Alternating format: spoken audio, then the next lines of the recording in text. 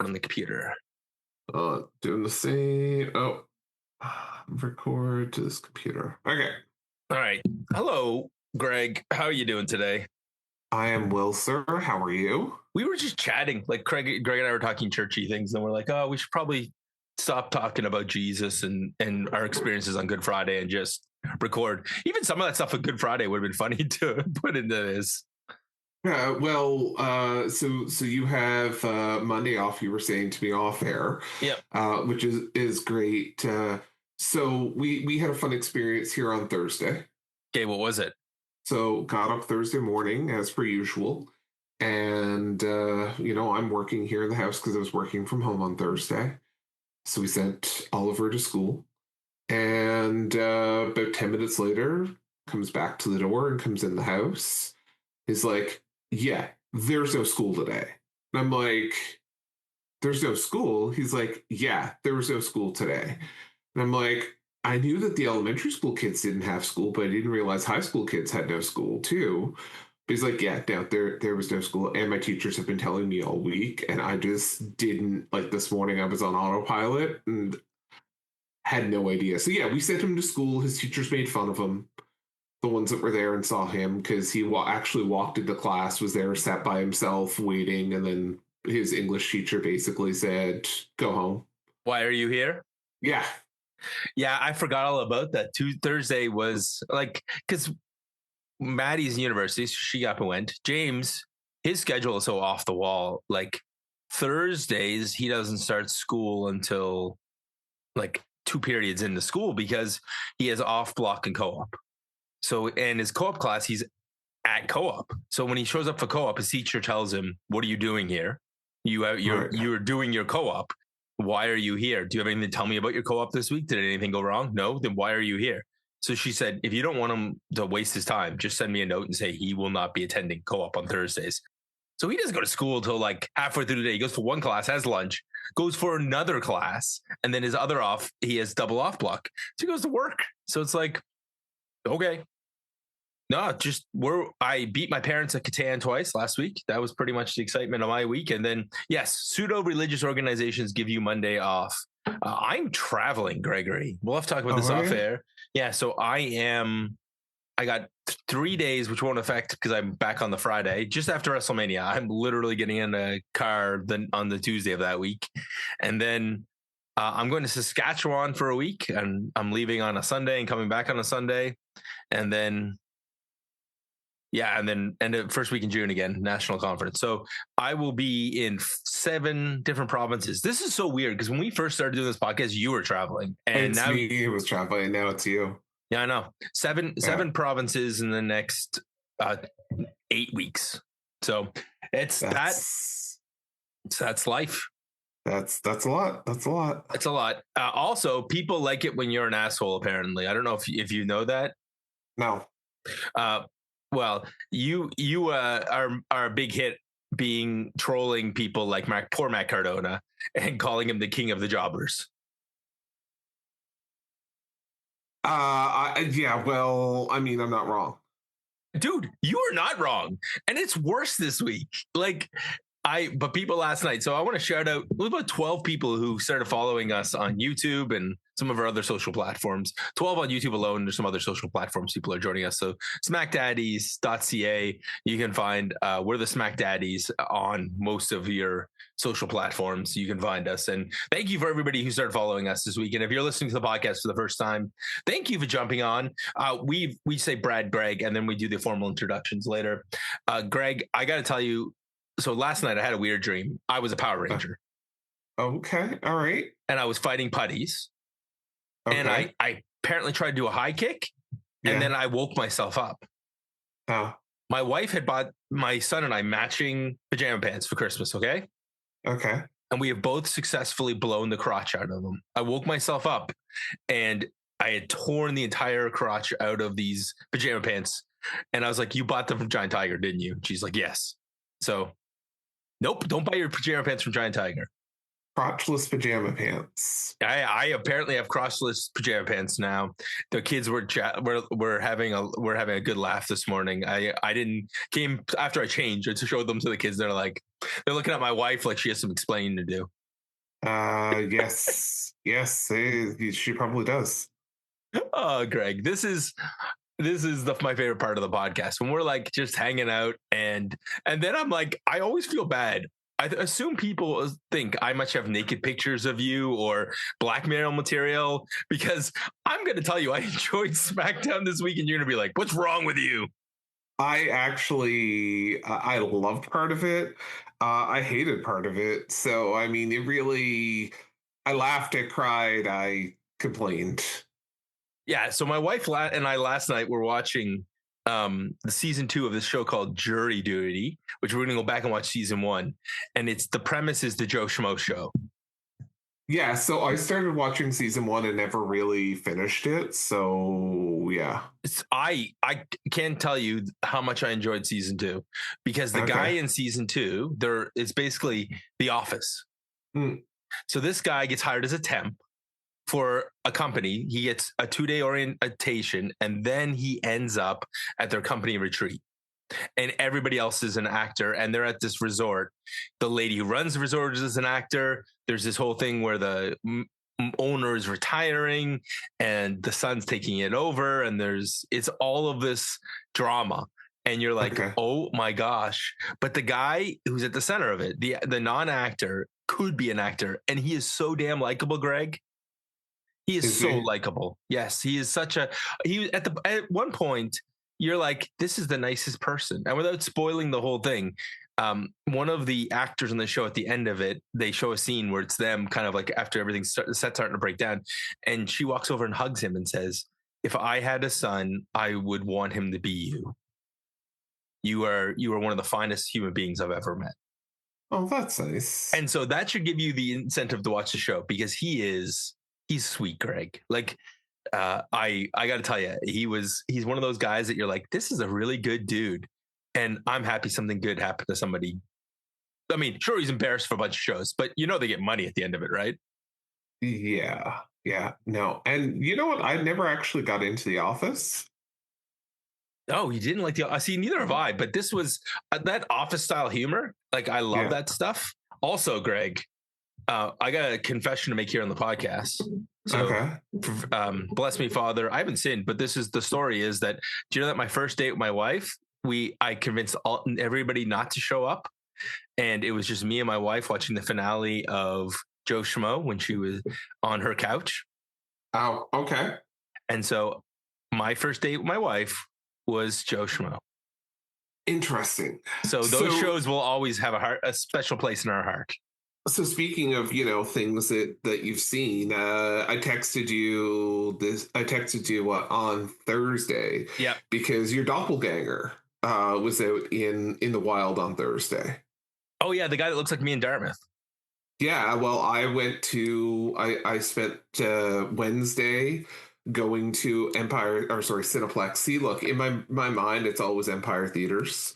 I went and picked up the Yoshi special edition popcorn bucket, and then we went on Thursday to go see the new Super Mario Galaxy movie with your doppelganger.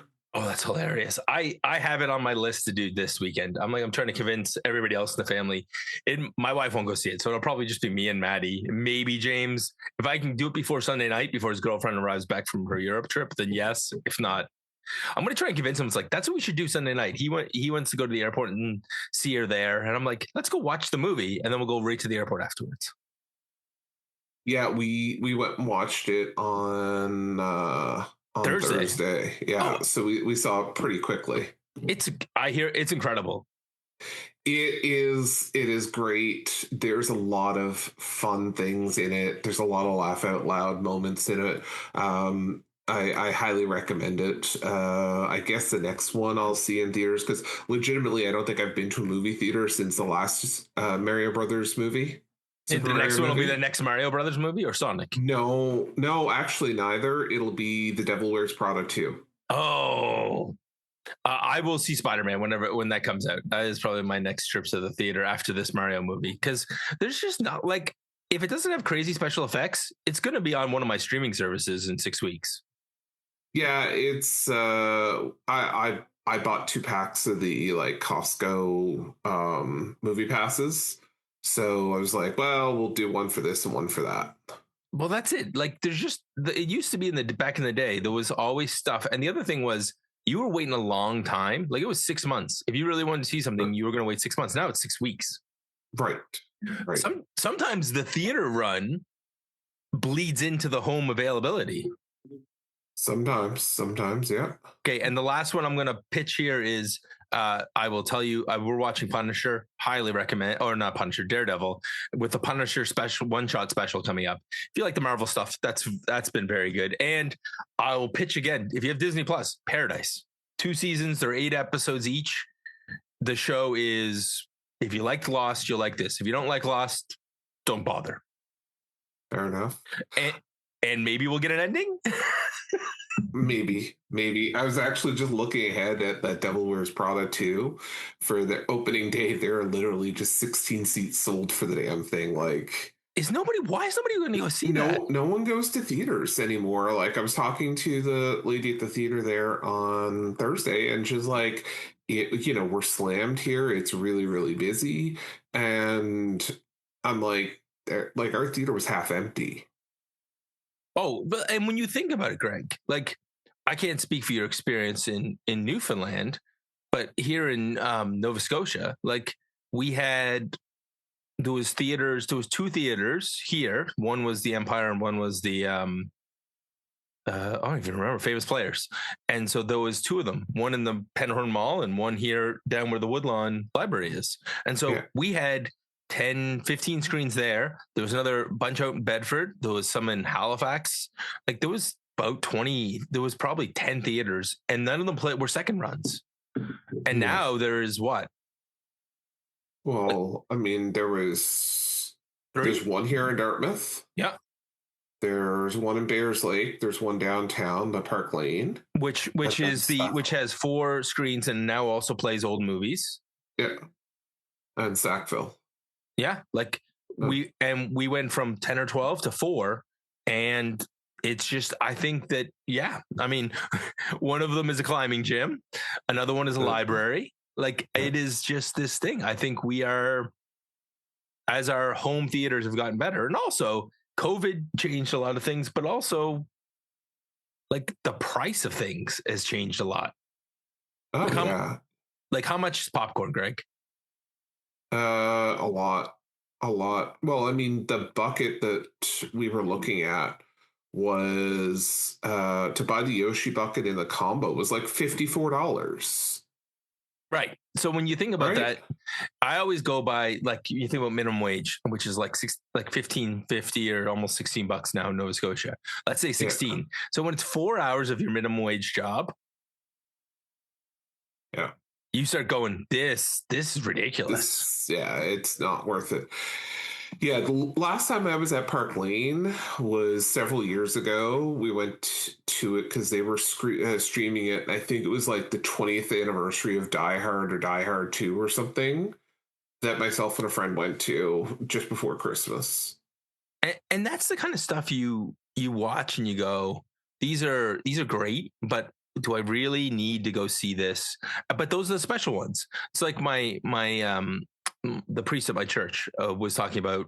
He went and saw Braveheart at the oldest theater in town when it was still a theater. You know what the punchline of that story is? What? It was he was there in his kilt and his whole bit, and it was hosted by the Pagan Society of Dal. Oh, that's hysterical. That is hysterical. I was like, were you in your clerics? And he was like, no. I was like, oh, that'd be even funnier if you were in your clerics. Oh, so stuff is like, so he's known to wear his kilt with his priesty stuff. I was like, I was dying. And so, Greg, we have dilly-dallied and shilly-shallied. Shall we start the podcast? All right.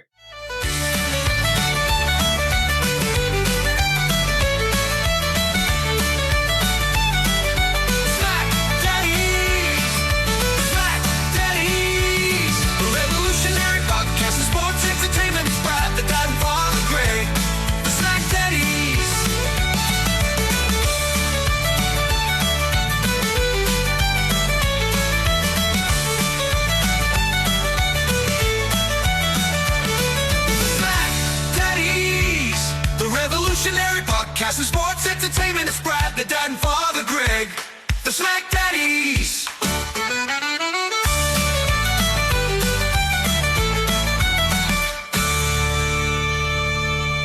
Well, hello, friends, and welcome to your SmackDown review for The Hub. I am Brad the Dan. Riding shotgun with me is my tag team partner, Greg, Father Feltham. Bless you, my son. And we're your SmackDaddies for The Hub. We are available also at SmackDaddies.ca, where you can watch us be idiots. I'm having a lot of fun, Greg, using Suno to make songs and just us being arseholes, like picking on the Bellas, picking on poor Matt Cardona, talking about how you build a baby face. Because I think this run to WrestleMania on SmackDown will be, we talk about how to build a baby face. And they have successfully made Randy Orton into the hottest baby face in professional wrestling today. Did they? I'm making a case that he is way more over now than he's been in years, and they're trying to make this guy into a heel, but they are failing miserably. Well, let's talk about it, because our first segment of the night is Randy Orton. After we got recap number 1, Stephanie McMahon trying to talk Cody Rhodes into being a bad guy. Not yours, the wrong Stephanie, though. I legit don't know who's the bad guy and who's the face here. I can't figure it out. Greg, at the end of the segment, we may play the Who's the Heel game, because I think that is going to be the name of the game. But she's trying to talk him into having an edge. And I think this whole storyline is it's like the Attitude Era. They're trying to turn everybody into a shade of gray, but they're failing at making Cody. Like, Cody is the well-dressed, blonde-haired, and by the way, if you Google blonde-haired, well-dressed men, that's a whole thing on the internet right now about setting up warning signs for people. My wife was like, yeah, why are people cheering Cody with his iridescent pants, where his pants change colors? I don't know. Dude, the guy was he was dying. And so our hero comes out in his hometown with his custom merchandise, and he hears voices in his head. They talk to him. They understand. RKO everyone, St. Louis. And the crowd serenades him. And here's our horrible heels logic. You ready, Greg? I am going to win a title and bring it home to my hometown. The crowd cheers, but I'm not doing it for them. The crowd cheers some more. I'm doing it for the 6 people in the front row, as he points at his family. God damn it. What a terrible heel, Gregory. He's a terrible, evil man. Yeah, but I think he was trying to be like, I'm not actually from here anymore. Like, this is where I got confused in all this. Well, it may be his hometown and he was raised here. Yeah, to me, I wasn't 100% confident that this was supposed to be him being good. I am sure it's him trying to be good, because, well, I don't think it is. But the problem is the crowd is there, and and then he says, hey, Cody, I watched Raw. So first of all, he's better than both of us because he sat through Raw. Fair. Greg's nodding his head. It's like, yeah, no, we don't watch Raw. Like, yeah, fair. And Greg, I will give you another. This is going to be so much more fun. Oh, it's because Are you back? Yeah, I'm back. I just try to switch over to my thing every time. Normally, when I press the button and I switch over to my internet, and I switch over to my hardwire, I realized I was on Wi-Fi. There was a little bit of a delay, and I was like, "Oh, I'll switch over to my hardwire. That'll fix it." Nope, it made me jump. Okay, so I kept all that in. I was like, I legit was like, oh, Brad lost power, because there's a little bit of wind out there today. So legit, I was like, Brad's lost power. We're leaving this all in. Screw it. Well, I could have lost power. It's Nova Scotia, 30-kilometer-an-hour winds, Nova Scotia Power. By the way, they're talking about in New Brunswick, they had a thing this week, just to get in the news for 10 seconds. They're talking about selling their public utility. Gregory, would you like to say anything to the people of New Brunswick about selling your public utility? Yeah, just look across your border. Akbar says it's a trap. Yeah. Yeah. Cody can't be a killer, and if Cody can't be a killer. That's basically the synopsis of Monday and Stephanie. And he's like, you aren't a killer. I am. And then out comes Cody Rhodes because he's a killer, Greg. He's coming out to confront him. And before they really get into it, we get the return of WWE commentator turned NWO member, Pat McAfee.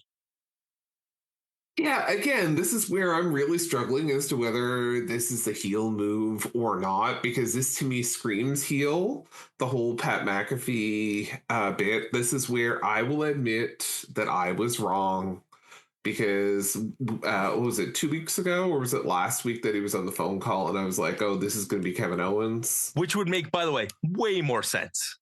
100% would make more sense. This Pat McAfee thing was a little bit of out of left field. Did I enjoy this? Absolutely, I did. I thought this was a great twist that I did not see coming. And I enjoyed this segment and the beatdown and the kicking the balls. Don't forget the most important part. Kick right in the balls. Kicking the balls, but look, the holding the referees and everyone back, the security staff back. I thought this was a great segment, actually, and I was surprised I was finding myself saying that. Yeah, that's right. And Pat McAfee then cuts his promo saying that he is done with this show. The show has been crap. This show has, well, he started cursing like a sailor at this point, and he said, he calls him British. Nick Aldis gets called British Adam Pearce. I died. That's almost like a Danhausen line. And then he's like, I'm tired of you putting 5'5" vanilla midgets on the screen for 45 minutes when you have Randy Orton here in the back. And I'm like, dude, he's not wrong. Like, he's basically saying SmackDown has been shit and it's your fault and I'm here to fix it. And I'm like, all right, I'll bite. Let's see where this goes. And then the show has been bad because I was an Attitude Era fan and you've been trying not to cater to us. And I want to bring back the Attitude Era. I'm like, yeah, this is definitely the heel right here. He's trying to bring back the Attitude Era. And this is me being sarcastic because the part of wrestling that everybody I know liked was the Attitude Era, and he wants to bring it back. That's not going to get you booed. No, and I don't know if we're trying to do the whole double heel turn thing, the double turn thing here with Randy and Cody. I don't know what they're doing. Then they make fun of the shows that are on Netflix, like the behind the scenes stuff. And Pat McAfee nitpicks WWE into oblivion. I was like, he did a better job criticizing this show than we do. Pat McAfee, you win. You can join the SmackDaddies. Come on over. We'll have a coffee on a Saturday morning or a beer on a Saturday night, and we'll jump on Zoom. Or if you know what, you're rich, we'll fly to your studio. You can fly us out, and we'll join you. We'll just shit talk this show for an hour, except you, because Greg, this is the best part of SmackDown in months. No, I don't agree. You hated this. No. There's a part of SmackDown I enjoyed much more coming up tonight. Okay. To this point, though, To this point, absolutely. I know that we love R-Truth and we love Danhausen, but for a serious main event storyline, this is as good as it gets. 100%. Yeah. But Greg, this leaves us with our question of the day. Good guy, bad guy, nobody knows. Crowd's on fire, but the story's broke. So let's all ask before we squeal. Tell me now, who's the heel? Excellent. Do you know who the heel is, Greg, in this show? Still haven't figured it out yet. They're really risking Cody. If Cody's not meant to be turning heel, they're in trouble because they're gonna cheer Randy and boo Cody. Yep.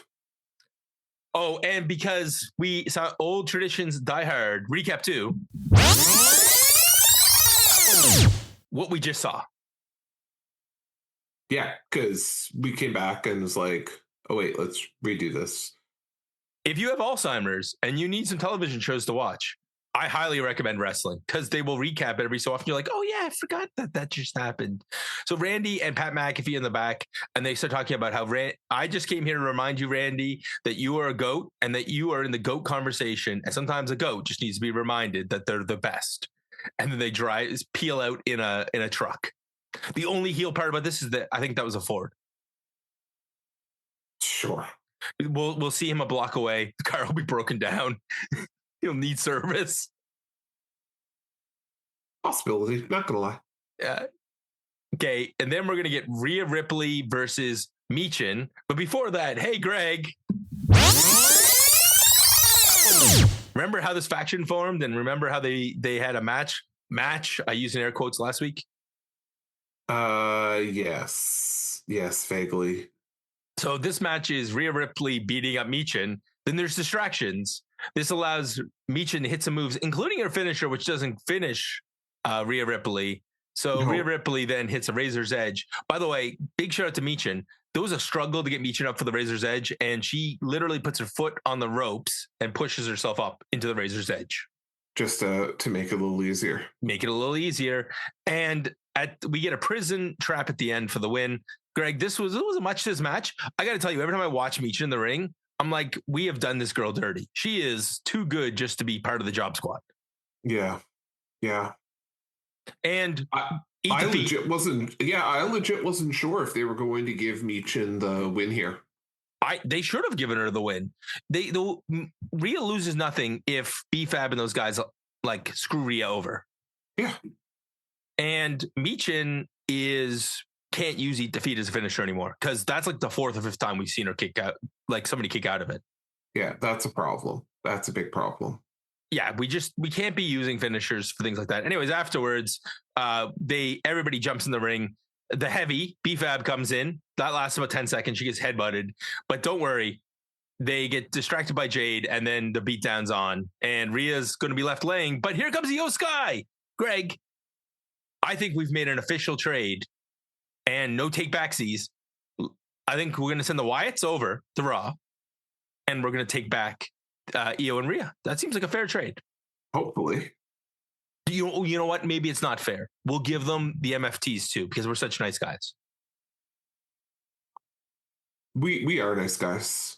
That's right. They can watch that on Raw, and we will keep Rhea and Rio, and Greg. We can keep Rio. Yeah, and then of course in the back, just after this, we see them talking about their friendship, and it's so cute. Greg, I just want more of this. I just want more of this in my life. We're getting a tag match with probably, and the only thing I hate about this is that if Io Sky doesn't have a match at WrestleMania, I'm gonna be pissed. Yeah, I think it's a distinct possibility she won't. We just put together a women's scramble for the US title the way they put the one together for the IC title. Take the odds and sods and make a ladder match. There's 2 nights, 1 ladder match a night, or you know what? Tables match. We got a ladder match. Let's do a tables match on the other show. Yeah, you could do that. Yeah, like something. Just something. Cage, anything. Just put some of the gals in. The women's US title has, we didn't see any of those gals tonight. We didn't see Julia. We didn't see Tiffy. We didn't see Chelsea. You had Rhea. You had Io into this match, and there you go. You got a 4-way. Yep. Yeah, you could go that route for sure. Also, Asuka is not and Kairi. Yeah, Asuka and Kairi. Because they're not accounted for. It's like, no. That's the weirdest part about this show, is that the men's division, I think, has too many matches on the shows, and the women are not accounted for. Fair. Greg, so now we're getting into your favorite wrestler, as the internet has spoken. We called him King. All hail Matt Cardona, King of the Jobbers, from King of the Indies to King of the Jobbers. Right. And now he's in the back getting his hand checked out because, I'm sure that's fine after this week, after being torn apart. And Aleister Black comes in and goats him into a match. Are we going to get a heel turn on Matt Cardona? I doubt it. At least not yet. Does he desperately need to become Matt Cardona from the Indies so that he can stop being Zack Ryder from WWE? No, not at this point. I think he's in the role he's in. So over under 6 months with that cast? No, that's a good question. I'm hoping under. Oh, come on. I worked for Cowboy Bob. I was going to say Cowboy Bob Cardona. Oh man, yes, but didn't Cowboy Bob lose all his matches? Well, the branch doesn't far fall from the tree. Are we sure that he's not like Randy's cousin or something? Might be.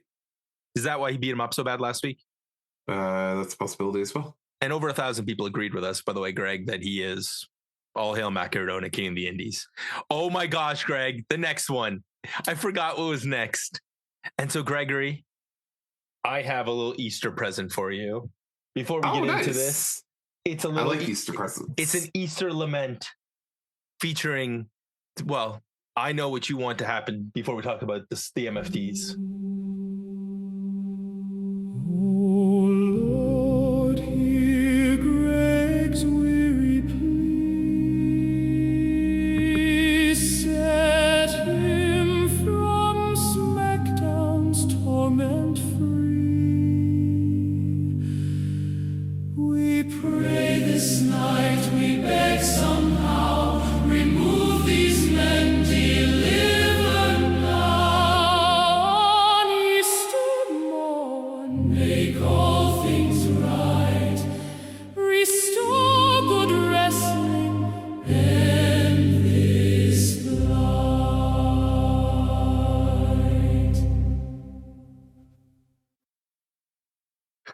Tell you, you managed to drag the gospel choir out of church for a couple hours, record that for us.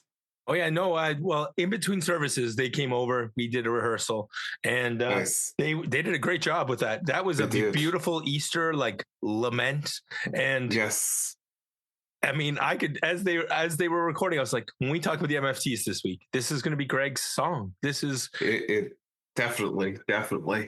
And the MFTs are there, and Tama Tonga is trying to talk sense into Solo to get rid of that stupid lantern, and he's looking for a volunteer to face Howdy, and Tama Tonga is going to face Uncle Howdy in a Sweet Baby Jesus. Why is this match happening? Here's the honest to God truth. I was okay with this because I think we have some finality now. Yes, except that I will tell you, when I saw Uncle Howdy later, I immediately went, like, does this guy not go to the gym anymore? I never even really looked that hard at him. Look at his arms. He has no definition in his body. Like, you look at him next to Tama Tonga. One of these dudes looks like he rolled in and can wrestle, like right out the indies. And the other guy looks like he goes to the gym every day. Gotcha. And so that's my bigger thing about Uncle Howdy and Tama Tonga, which, by the way, is the next match, is that Bo Dallas isn't working out. And this match was so slow. Yeah, I mean, that's fair. I was just more positive on it because I'm praying that that's the end and I don't have to see this again. So I graded this one on a curve. It's not the end because Solo comes out with the lantern, even though he said that there was going to be a one-on-one match, and he tries to tease Uncle Howdy, distracts him, going to hit him, and Tama Tonga won't take the help. So Uncle Howdy catches it with Sister Abigail, and then at the end, they get in each other's faces, that's Solo and Tama, and he lets Howdy take the lantern. And this leads to and I'll just throw the backstage piece in from later, Greg, because this basically leads to us having this issue where Tama Tonga and Solo are fighting over who's actually in charge, and they're going to get back on mission to take over SmackDown. But first, they got to get rid of the Wyatts. Listen, I'm just happy that I'm living in my own little world right now, Brad, that this is over and we don't have to see it again. You know, this the night before WrestleMania, because there's no way they're putting this crap on WrestleMania, that we're going to get some sort of elimination match. Yeah, I don't know, and I'm not sure. I don't know what we're doing with WrestleMania this year, to be honest with you, because these friggin' 3-hour SmackDowns are enough to kick in the teeth. I said to my wife, she started watching the show, and I'm like, Greg and I will tell you that this is normally a good, not great, 2-hour show, but the problem is they're currently 3. Yeah. 100%. That is 100% the problem. And yeah, and on that weekend alone, like, I'm way more excited to watch the Invisible Man versus Sandman in Sandman's retirement match. I don't even know what to say. You're supposed to say, let's go, Invisible Man. He's gonna take another career, Greg. Yeah. Okay. Cursed Miz and Kit Wilson are walking in the back, and Kit is lamenting his week. Speaking of laments, and Miz keeps trying to say there is no curse, while he looks progressively more disheveled. Yes, and it's great. And then he runs into Truth, and Truth's trying to get his hot tub installed, and he informs them that the new Judgment Day is not taking applications. Yes. And Nick Aldis's credit card declined. Truth is so good. And then basically they talk themselves into an open challenge. And so our priest will face Toxic Miz. Right. Greg, this match. And more on that coming up, because you just love this whole thing. We got another segment to get to. Yeah, we got another segment to get to first before we get to the match. Right, because Sami Zayn comes out. Sami Zayn's in the back with Nick Aldis, and he's going to have a title celebration. But first, Greg, we need to get. I hope they filmed these last week with these guys, so they didn't have to show up this week. Jacob Fatu next to a chain link fence, because he's street, Greg. He's street. And he went from the street to jail to the independents to WWE, and everything has made him into the man he is today. And at WrestleMania, an unsanctioned match is right up his alley. And he's going to end Drew McIntyre. No, really don't want to see that. This match, these guys, I still feel like these guys should have been. I mean, we're going to get something good with Cody and Randy, but I would have loved to have these guys, for their sake, be in the title picture. Sure. Anyway, speaking of title pictures, Sami Zayn's going to go out and celebrate after he's apologized to Trick, but he hears music, and it's not his music. It is Trick Williams' music. Whoop that Trick. And he's on a spinning platform, and Little Yachty is with him. Yes. He's so cool. Like, Trick oozes cool. Oh, sure. And then he cuts a promo, Greg. I was going to say, I think my favorite line, though, was Wade Barrett telling Joe Tessitore that he was, what do you call him? Little rowboat? Little boat? Little rowboat. Little rowboat. And he's like, no, more like little canoe. He was just killing him. Anyways, Little Yachty. And then Trick sets off Sammy's pyros. Sami comes out and he goes, you're all about the pizzazz, where I am really about what happens after the ring. That's never been my style. Yet they call him Ginger Snap. That's also amazing. And Sami says, ale, like they find any ginger related reference to call him. He is Canada Dry. You could go deep with that one. That's actually pretty funny. He could be Canada Dry ginger ale.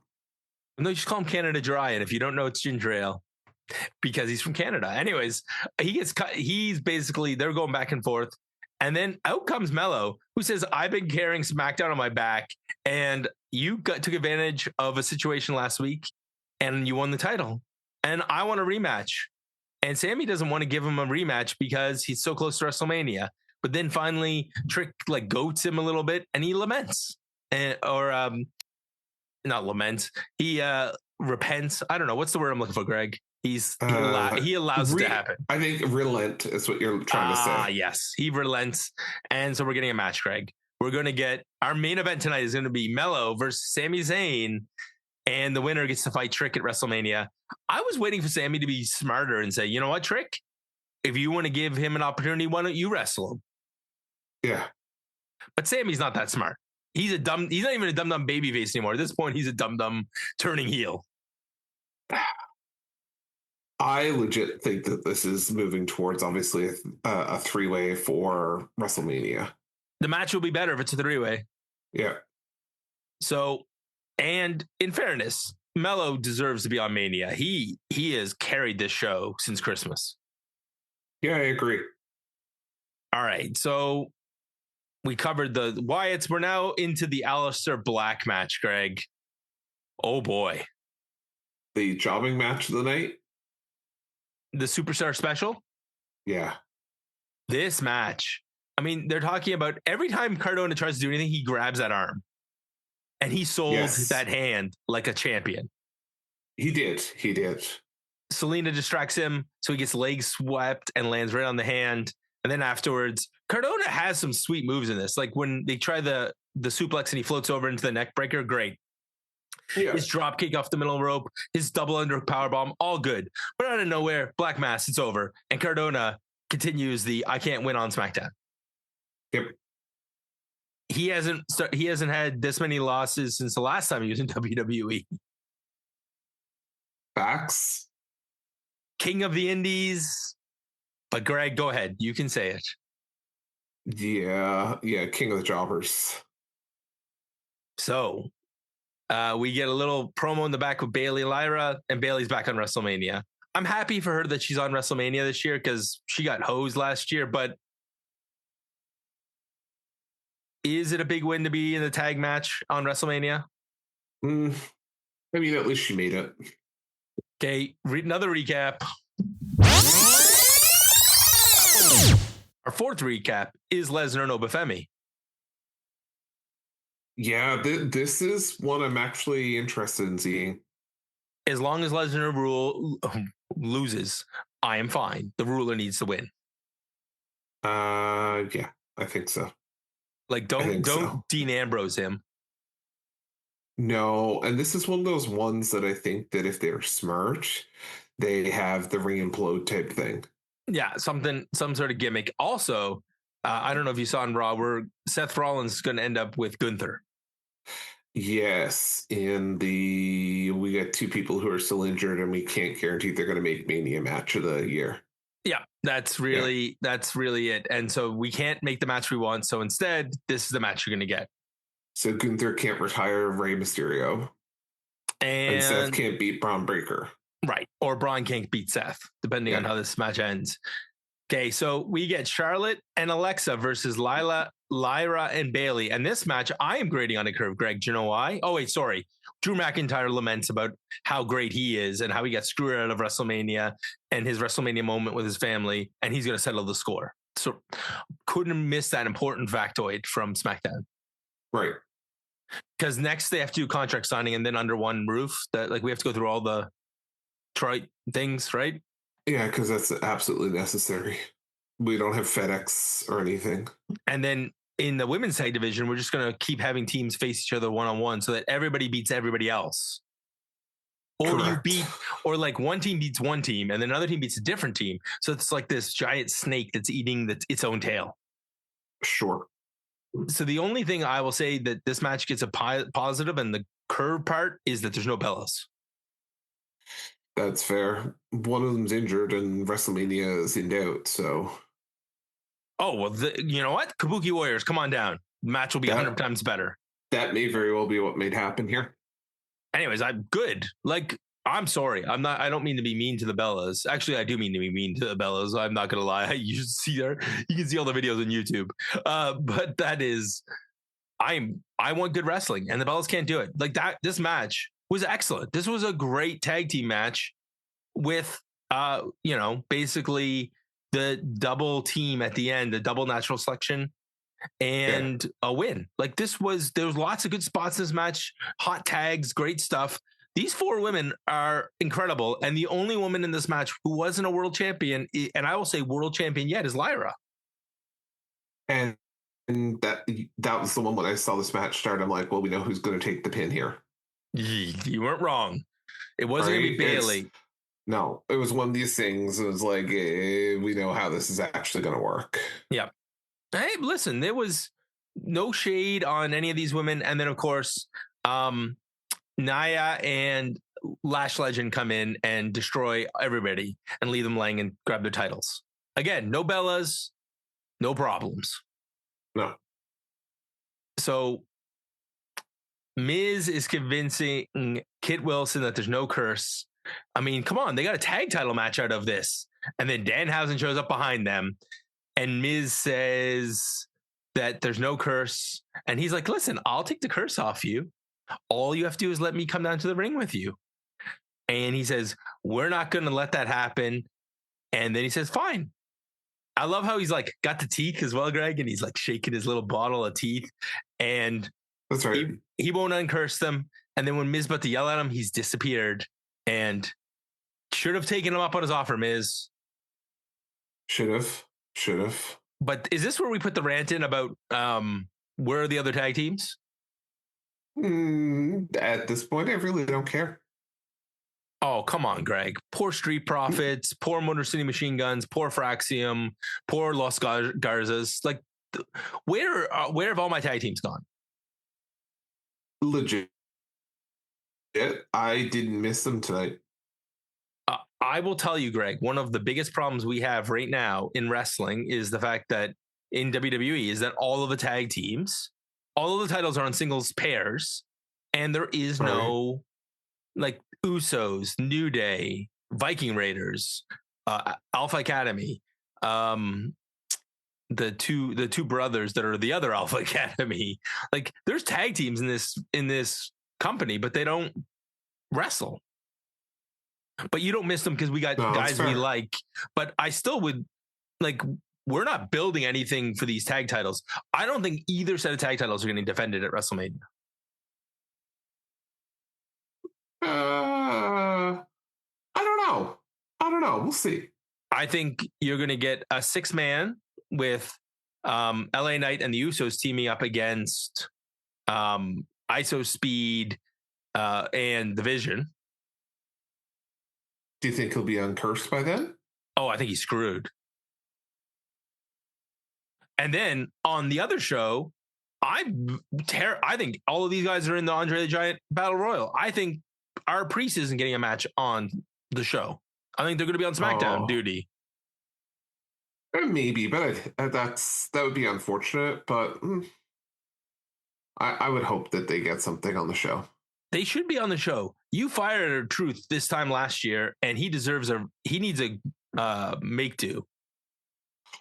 Yeah. Okay, so let's get to our incredible tag match between 4 singles wrestlers, our Priest versus Toxic Miz, and of course, our Truth gets distracted by Miz and Kit attacks from behind. I was going to say, we forgot to talk about the part where our Truth and Damian Priest meet backstage, and our Truth confused Danhausen for Asuka. Oh, I totally forgot about that. You're right. And who's the other one he had confused? Danhausen for Asuka, and I don't remember, Greg.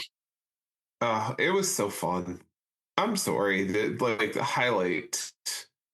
Danhausen makes everything better. And that's this match. This whole match just build to Danhausen.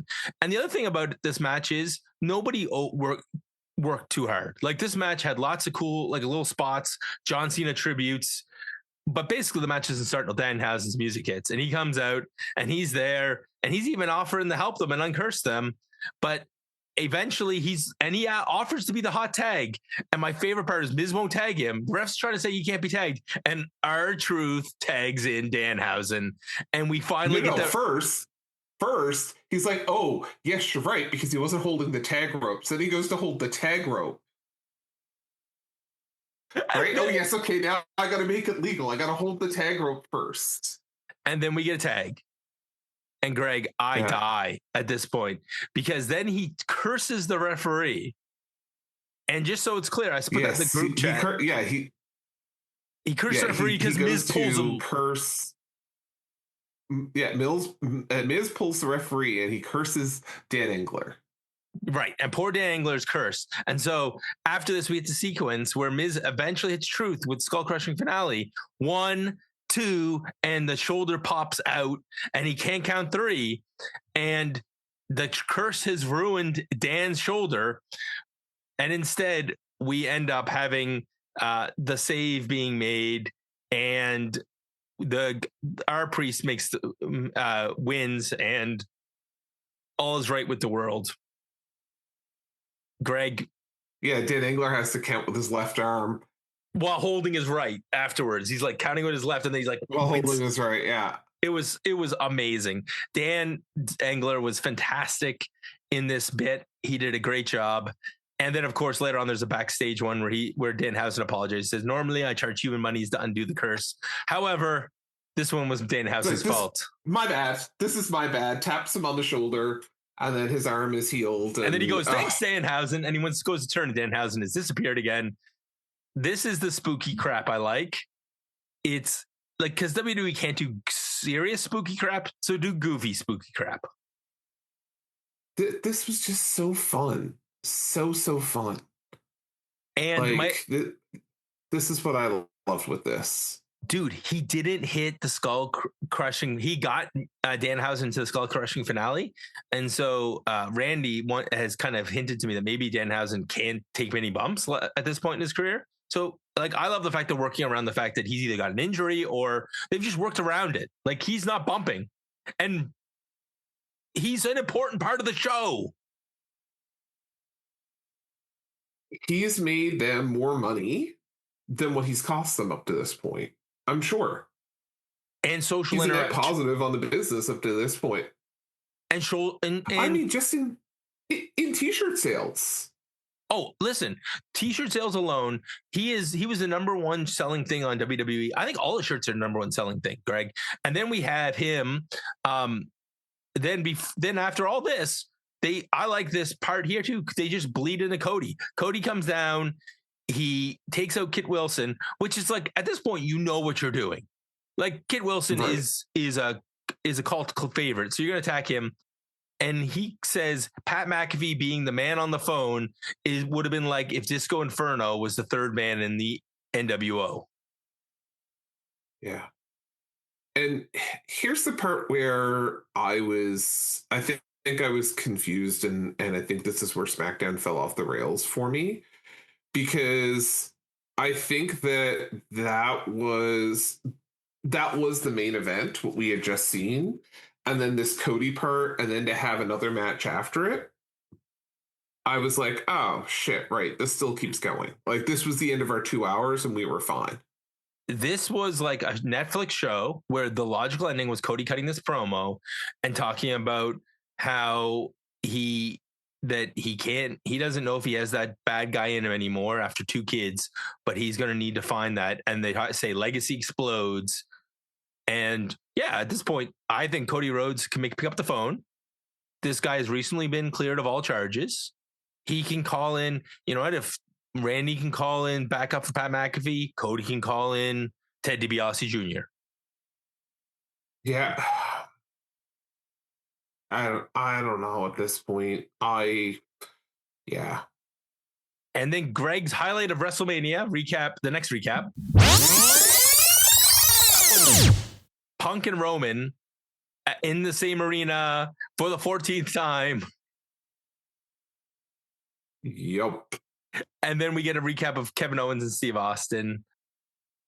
And then we get to the Sami Zayn and Melo match. And I'm like, oh yeah, they still haven't, this match didn't happen yet. That was like... This is what I mean. Like, this show should have finished probably... I wouldn't have even had the Cody segment. I would have shut it down after the Danhausen Truth win. But Damian Priest Star Truth win. But this match basically is Sami and Melo having a pretty competitive match. Sami's on the outside. Melo dives on him and tweaks his knee. And I could tell you at this point, his knee's not actually hurt, because he then hits the La Mystica later on. And you're like, okay, your knee's not hurt. You're just going to sell this for the rest of this match. I get it. Including like hitting a frog splash and not being able to cover because of his knee. And the first 48, that code breaker and holding his knee. And he's holding his knee and he's holding his knee. And finally the referee's checking him in the corner.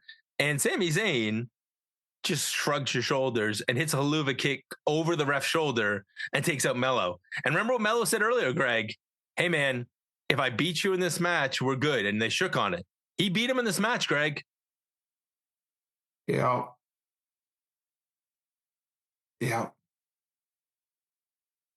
Greg doesn't know what to say.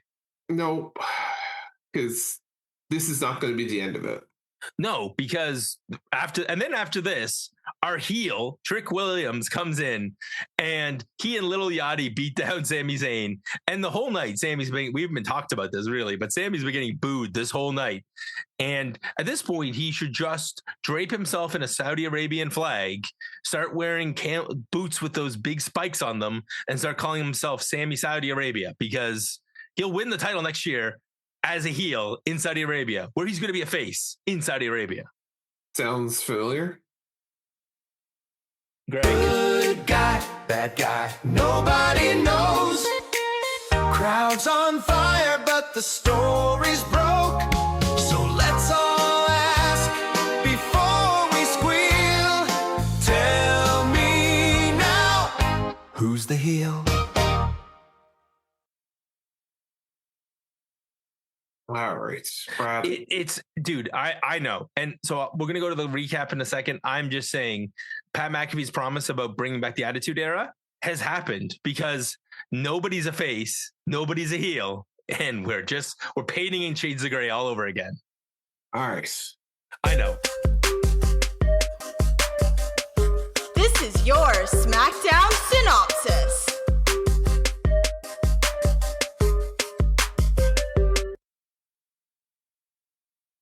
Greg, well, let's go through this show. So I'm dying to hear how you're going to grade Randy Orton opening promo. I'm putting everything together. Pat McAfee, Cody Rhodes. You got to either keep it, cut it, or speed it up as we play this. We're going to keep it. Oh, Greg, of course you are. I may have to add Pat McAfee in post. Oh, add in Pat McAfee in post. I was thinking about adding in I hear voices in our heads.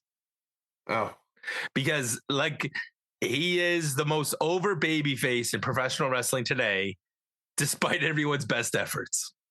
Fair enough. Okay, and I'm just going to include that we kept all of that stuff, including the walk and talk at the end. What do you want to do with Rhea Ripley and Michin? I think we can cut this. I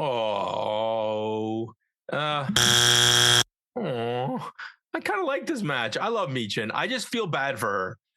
Yeah, I just it was a fine match, but like I mean, now that I'm thinking more on it, like the ending is what's important here to bring Io Sky in. So I mean, maybe it's not really a full cut. Maybe it's more of a speed up. It's a yeah. I mean, you just watch the movie. That should have been the go-to. I mean, listen, there's plenty of things for you to cut. The King of the Indies is in the back, Greg. There you go. And of course, your favorites, the MFTs, are in the back. Oh, there. Yep. Mm-hmm.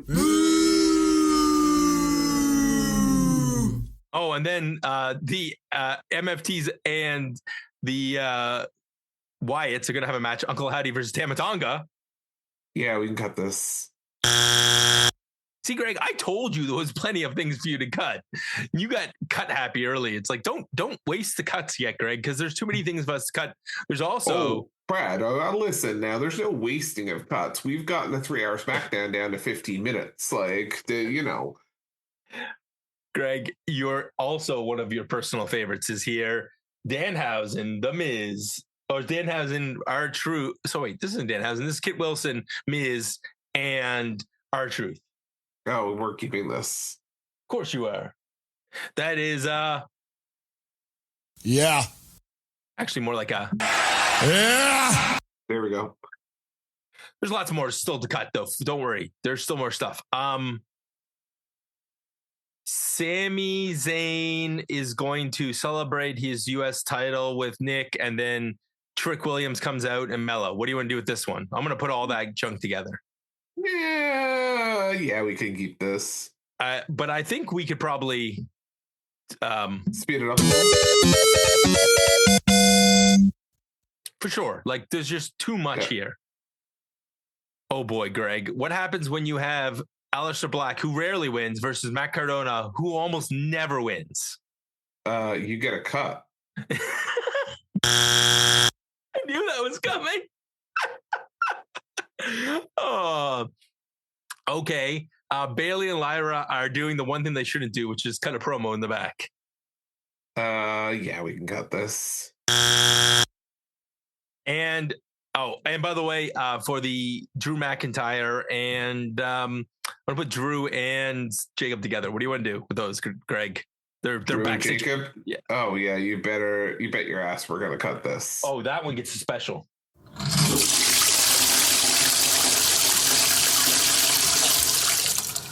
Because they're going to cut this promo 4 or 5 times. This was just made so that they would have things to intersect into the promo package. Alexa and Charlotte versus Lyra and Bailey. This is tough because this is a tough one. Yeah, this is okay, but it's like, yeah. I don't even know what to do with this. Greg, I'll tell you what this is. This is like this weird sound effect. This is exactly why I say I'm all gas, no brakes with it. Like normally Jacob says that at like 100 miles an hour and he's like screaming it. This one was like, I get what they're doing here, but like they're filling TV time. I understand it. They're trying to get these gals on TV, but there's got to be better. Like, I'll give you a better one. You ready? Why didn't they take one lady from each team and have a triple threat?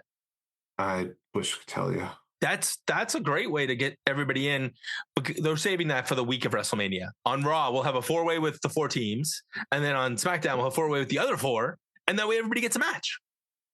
That's distinctly possible. Miz, Kit Wilson, and Danhausen. Miz, Kit Wilson, and Danhausen, we're going to keep this. You are the greatest of all time.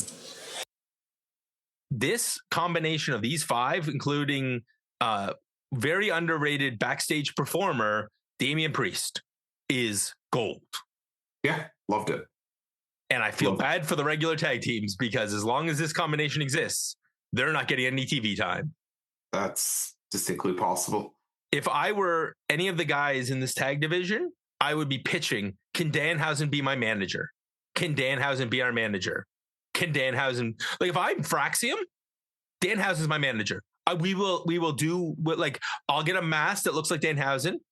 I'll start wearing Danhausen like paint. I'll sign whatever waiver required. We will come out to his music and we'll do all of the work in the ring. And Danhausen can just curse our opponents or do whatever and shake his teeth and we're over. Like, I am just going to save Fraxium's career.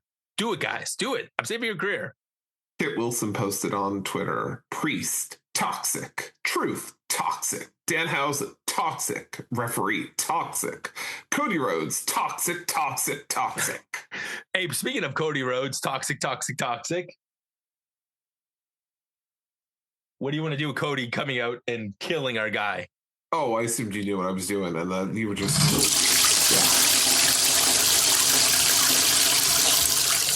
I thought that was more of a I can't even think of the word right now. Where you didn't actually have to ask me the question. Oh yeah, that was an obvious one. And same with the main event. A good match, but yeah, didn't need it. Yeah, so look, Greg, I think my statement is true. Actually, I will say this. When normal circumstances, when we watch it on Netflix a day after in a 2-hour area, we get 90 minutes, maybe in like 80 minutes of SmackDown. I think we had a very good 80-minute SmackDown last night that got stretched to 3. Yeah, there's 2 really great things on the show. The first segment with Pat McAfee, and then the Danhausen stuff with the tags. And that to me was what I really enjoyed about SmackDown last night. And the backstage stuff involving all of those characters was fantastic. The women's tag team match is just trying to figure out what it wants to do. And then if you flip in the other stuff, like there's a lot of building going on here, but then there's some other stuff where you're like, there's a lot of odd pieces on the show, like Mello, Black, Cardona. I'm going to throw the entire SmackDown tag division. And yeah, like we are basically building up a really deep pocket of the Andre the Giant Battle Royal. And I feel bad for some of the wrestlers on this roster, like Machine Guns. There are some Fraxium, really good wrestlers on this show who are like WWE doesn't know what they're doing with them. Yeah, that's fair. But on the other hand, I am 100% bought in. I am excited for Cody and Randy. And I would make the pitch to you right now that Cody Randy is the night 2 WrestleMania main event and should be the main event of everything. Yeah, probably. But is it going to be the main event of everything? Wait and see. Do you actually think there's a chance? I'm going to leave this with the viewers. Comment on the show. I don't think there's a chance, Greg, that this isn't night 1 main event. SmackDown will be the night 1. Raw will be the night 2. Do you think there's a chance they're going to switch these? I would hope so. Like, is that a hope or is that a realistic thing, Greg? I don't know. Ooh, so comment on the show. You tell us. Yeah, you tell us what you think. All right. Well, I think with that, Greg's had enough of Brad, and he's had enough talking about SmackDown for this week. We'll be back next week with another show as the road to WrestleMania has hit a few potholes, but we found some good roads here. And in Nova Scotia, that is a rare thing to have happen. For Greg, I'm Brad. Goodbye, friends.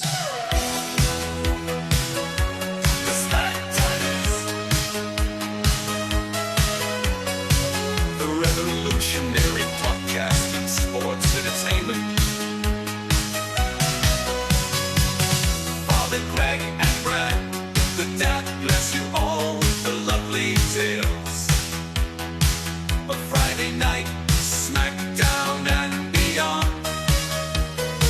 Go to the outer limits of your mind with the SmackDaddies.